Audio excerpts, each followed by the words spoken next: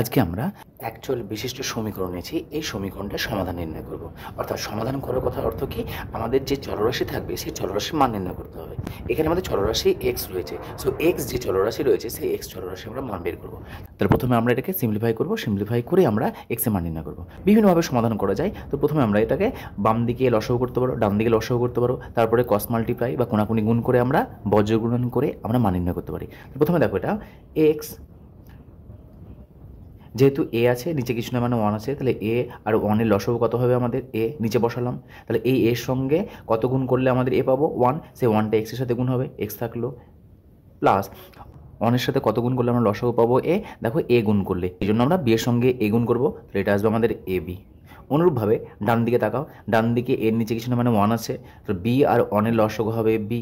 যেহেতু বি বসে আছে সেই জন্য উপরে এক্সটা বসে যাবে, প্লাস ওয়ানের সঙ্গে কত গুণ করলে আমরা বি পাবো, বিটা আমাদের এই এর সঙ্গে গুণ হবে, তো এটা হয়ে যাবে আমাদের এ বি। যখনই আমাদের বাম দিক এবং ডান দিক এ বাই বি সমান সি বাই ডি অর্থাৎ সিঙ্গেল সিঙ্গেল আকারে থাকবে, ভগ্নাংশ আকারে, তখন আমরা ক্রস মাল্টিপ্লাই বা বজ্র গুণন করবো, কোনাকুনি গুণ করবো। তো কোনাকুনি গুণ করে দাও, তাহলে B into X plus A B, এটার সঙ্গে এই টোটালটা গুণ হবে আর এইটার সঙ্গে এই টোটালটা গুণ হবে। সো কোনাকুনি গুণ করে দাও, equals to A into X plus of A B.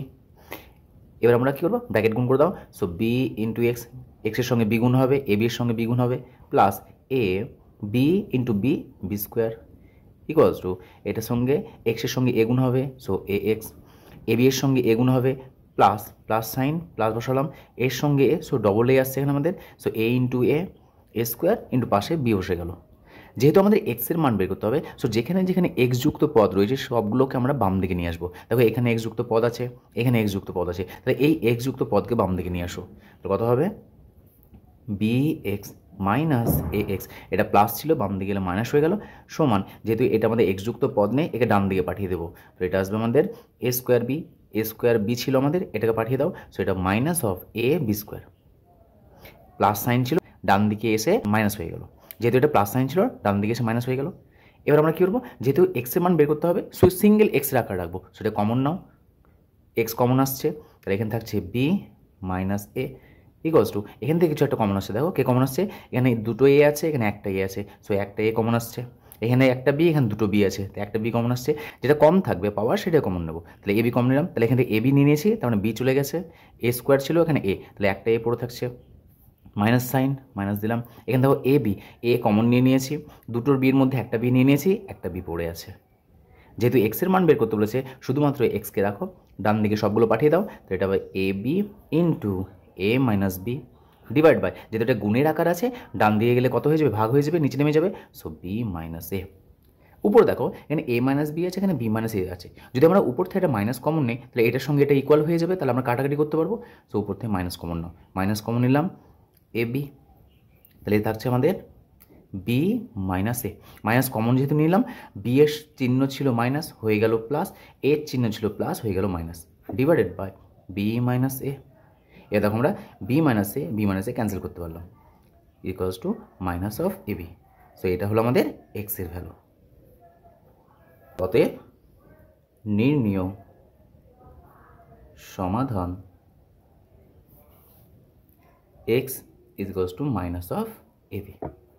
অথবা দেখো আমরা পুরো একটা মেথড দেখো এটাকে সমাধান করছি। প্রথমে দেখো যদি এক্সের যুক্ত যে পদগুলো রয়েছে, এক্স যুক্ত পদ যেগুলো রয়েছে সেই এক্স যুক্ত পদগুলোকে বাম দিকে নিয়ে আসো, আর বাকি যেগুলো রয়েছে সেগুলোকে ডান দিকে নিয়ে যাও। তাহলে এখানে এক্স যুক্ত পদ রয়েছে আমাদের এক্স আপন এ, এখানে এক্স বাই বি আছে, তাহলে এই এক্স যুক্ত পদকে বাম দিকে নিয়ে এসো, minus X by B is equals to, ডান দিকে এ রয়েছে একে রাখলাম, এই বিটাকে ডান দিকে নিয়ে আসো, so minus of B, plus ছিল মাইনাস হয়ে গেল। এবার এটা দেখো যেহেতু এটা ভগ্নাংশের আকার আছে, এটা লসাগু করবো, সো লসাগু কত আসছে আমাদের, এ আর বি এর লসাগু এ বি। এবার আমরা কি ক্রস মাল্টিপ্লাই করবো, so X into B minus X into A is equals to A minus B. উপর থেকে যেহেতু এক্স কমন আসছে, এক্সটাকে কমন নিয়ে নাও, X into B minus A upon A B is equals to A minus B. যেহেতু আমরা এক্সের মান বের করছি, সো এক্সটাকে রাখবো, বাকি যে সকল টার্মগুলো রয়েছে সেগুলো ডান দিকে নিয়ে যাও, so X is equals to A minus B, নিচে এটা আমাদের ভাগ আছে, এটা গুণ হয়ে যাবে, সো ইন্টু এ বি, এটা যেহেতু গুণ আছে সেটা নিচে চলে আসবে বি মাইনাস এ। অথবা তোমরা এটা ভাবতে পারো যে X is equals to A minus B ছিল, যেহেতু এটা আমাদের এক্সের সঙ্গে গুণের আকার আছে, ডান দিয়ে গেলে ভাগ হয়ে যাবে, so B minus A divide by of A B. দেখো এর পরের লাইন এটাই হয়, সো আমরা ওইটা ডিরেক্ট করেছিলাম। সো এখান থেকে দেখো বি মাইনাস এ আছে, এখানে এ মাইনাস বি আছে, সো এখান থেকে মাইনাস কমন নাও, তাহলে মাইনাস কমন নিলে উপরটা হয়ে যাচ্ছে আমাদের B minus A into A B by B minus A. দেখো এই বি মাইনাস এ ক্যান্সেল হয়ে যাচ্ছে, থাকছে কত মাইনাস অফ এ বি। দেখো আগের বার আমরা সমাধান করে এক্সের মান মাইনাস এ বি পেয়েছিলাম, এবারও মাইনাস এ বি পেলাম। সুতরাং আমাদের শুধুমাত্র দুটো পদ্ধতি, আমরা এখানে কী করেছি যে এক্স বাই বি, যে এক্স যুক্ত পদ রয়েছে সেই এক্স যুক্ত পদকে বাম দিকে নিয়ে এসে কাজ করলাম। সো এভাবেও সমাধান করা যাবে, আগে যে মেথড দেখালাম সেই মেথডেও সমাধান করা যাবে।